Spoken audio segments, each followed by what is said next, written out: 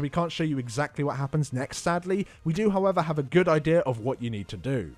So once Jaina hits 40% health, she'll teleport into the middle of the room and cast Flash Freeze. This places a stack of Chilling Touch every 15 seconds to the raid, whilst an ever-increasing zone of frost expands out from her. If any player is hit, they're immediately frozen by it. And at the end of the cast, Jaina will shatter all frozen players, instantly killing them.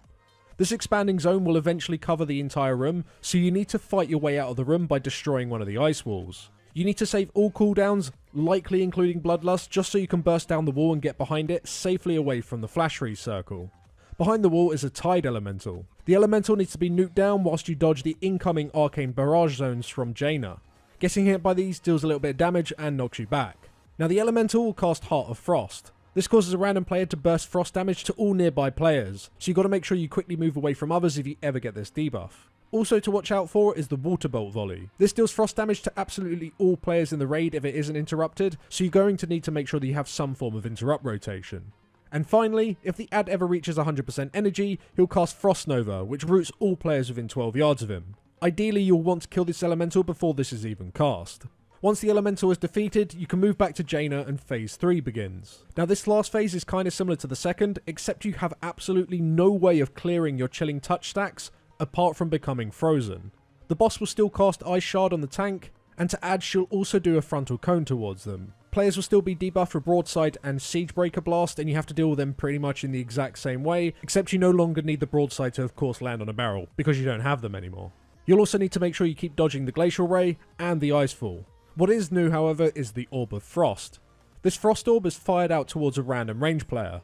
Once the orb reaches the player, it'll explode, applying a large amount of chilled stacks to the entire raid.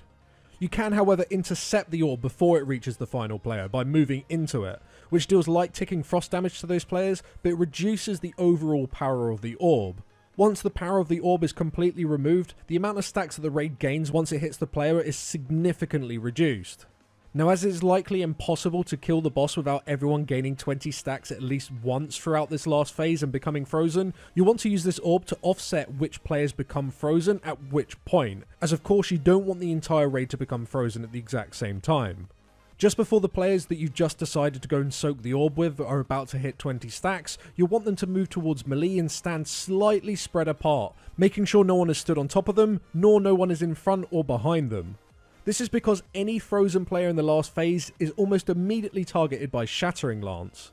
A single lance will spawn per frozen player, and shortly after spawning near Jaina will fire directly towards that player, dealing a small amount of damage to all players hit, but triple damage to any players that are frozen.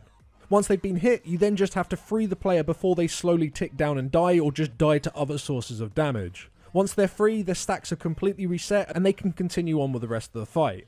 How many people you're going to need to stagger and freeze each time we don't exactly know yet, but it wouldn't surprise me if you need to use roughly a third or perhaps even half your raid each time you do it. But again, you should only have to do it once in this last phase. The only issue really with this is that there are so many other abilities going on, it's going to become incredibly hectic. And also to add, there is one final ability which we haven't mentioned yet, which is the Prismatic Image. This is noted in the Dungeon Journal as a fragment that appears and just duplicates Jaina's spells while it's alive, so we're guessing that you're just going to need to swap and kill it off really fast before it becomes too overwhelming. But that's the fight.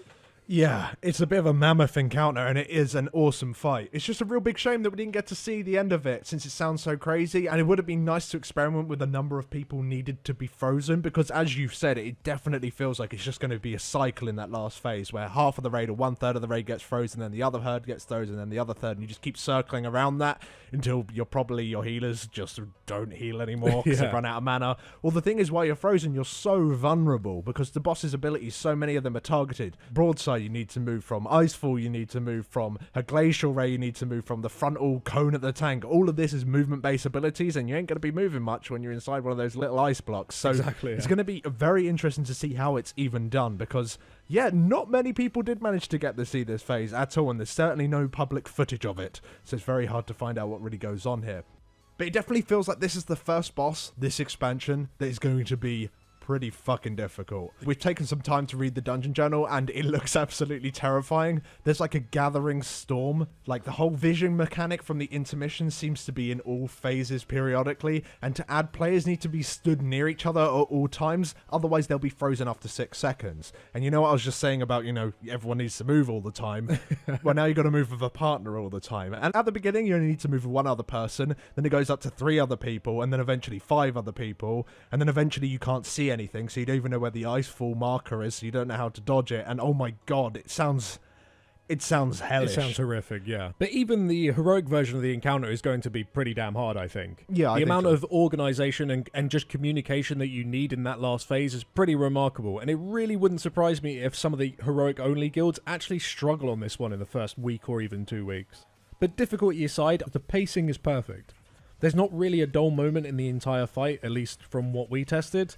You could argue maybe there were certain sections of Phase 1 where there wasn't too much going on, but at the same time that kind of gave you time to mentally prepare and get ready for other mechanics that are coming in. And talking about pacing, Phase 2 is terrifying, like the entire time, because there's so many mechanics that are forcing you to move, but you want to stick close together and get ready with barrels, so you want to do barrel 1, barrel 2, and barrel 3 in really precise timings, but then an ice falls on top of the barrel, you're like, well, that's just fucked our plans. So you've got to be really flexible the entire time, constantly keeping an eye on, oh shit, I'm going to freeze to death really, really soon. We've got to hurry this up. So it keeps you really tense. You never feel comfortable in Phase 2, which is a really, really nice thing to see. And in Phase 3, it's going to be even worse. Yeah, it's going to be horrific. And also the spectacle of the fight is fantastic. Oh yeah, being on a ship and you fall off the ship and you realize that they're all stood still, that kind of ruins it. But the rest of when you're actually, doing the fight properly, you do feel awesome. Everything's flying past, and then you're in a giant ice arena.